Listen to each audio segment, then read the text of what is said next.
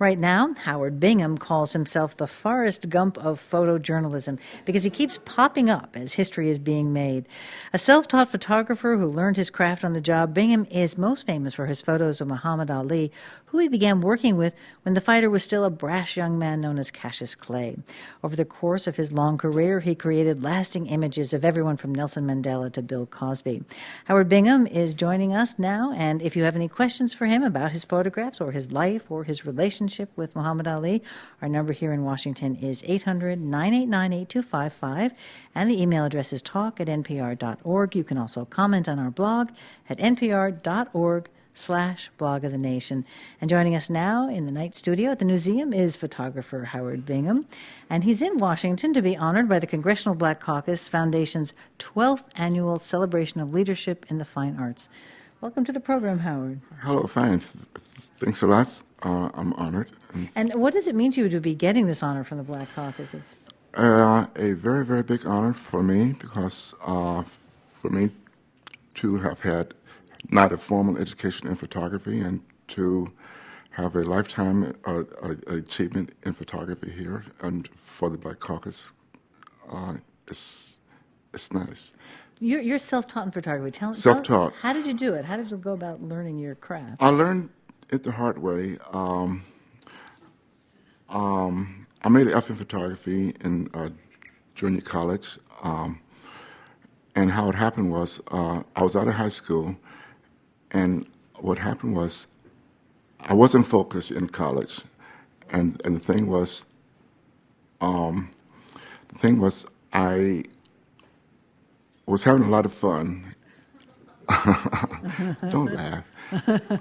Because in college you do not have to report home and things, and so I finally got kicked out after a couple of years, and then the thing was I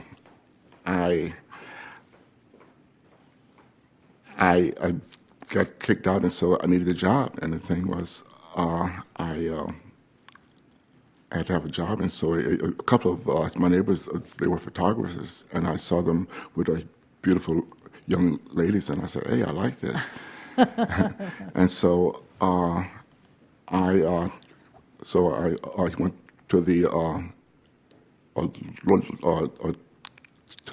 local newspaper, and I said, "Hey, I would like to help you to do some work down here, and I would like to learn." So he said, "No, come back tomorrow." And I came back the next day, every day for 5 days. "No, come back tomorrow." So come back tomorrow. So after 5 days, he said, "Okay, come on in, but don't bother anything." So after 5 days, I was there, and I was there a whole month just running errands for him and picking up bags and going out on assignments with him. And so after a month, he said, I said, "Why don't you get the editors to hire me?" And then he said, "Okay, if I do that, I'll have to get half your salary." And then I said, "Okay, fine." So he did, really? Yes. Wow. And so what happened was he went to the editor and said that I was this, I was that, and wasn't anything like me in sight. So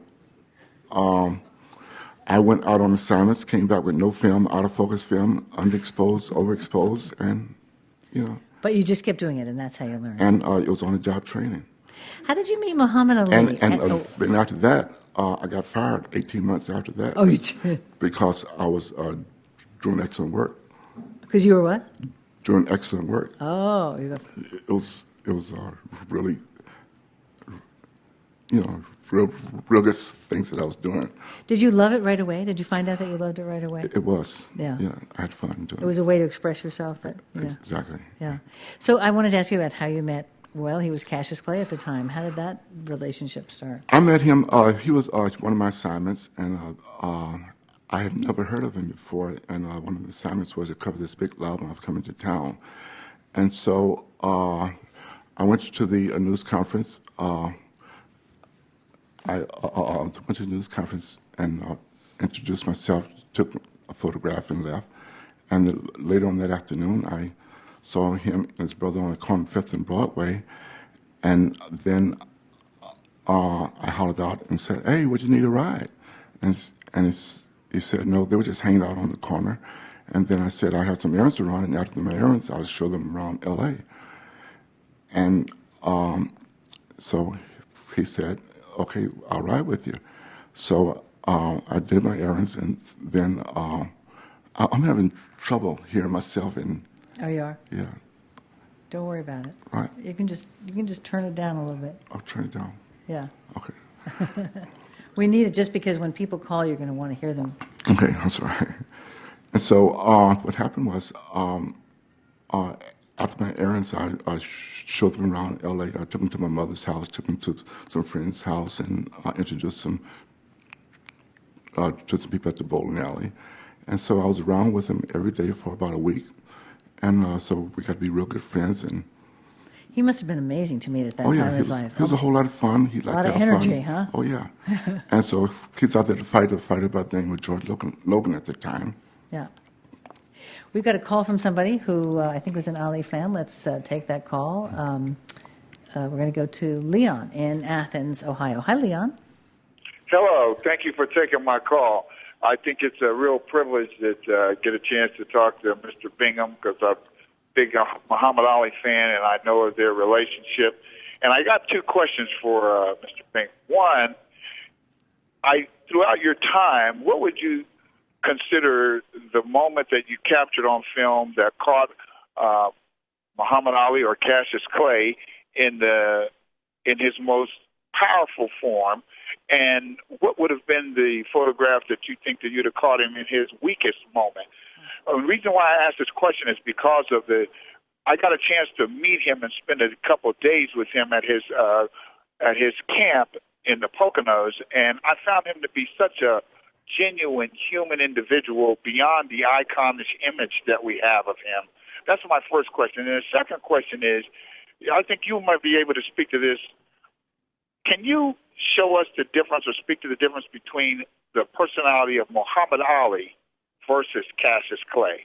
And I'll take my answer off the phone so I can listen to you on the radio. All right. Thanks so much, Leon. Leon, some hard questions. Yeah. What was the first one? Okay. The first one, I think he asked you three questions, actually. I think he wanted to know the photo that you took of Ali in his strongest moment and then maybe in his weakest moment. And then was there a difference between Cassius Clay and Muhammad Ali? Yes, the names. The weakest and the strongest moments.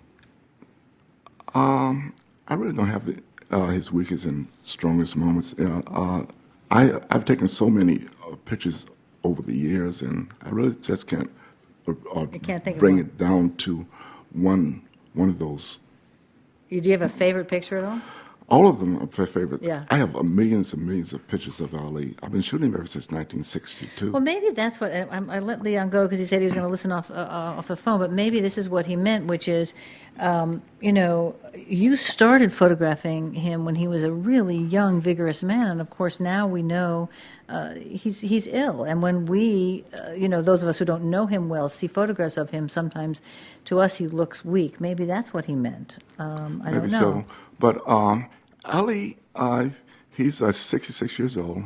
He has this here disease called Parkinson's. He's a happy man. He does things every day. He's on the road now. He's in New York now, meeting with the ex-president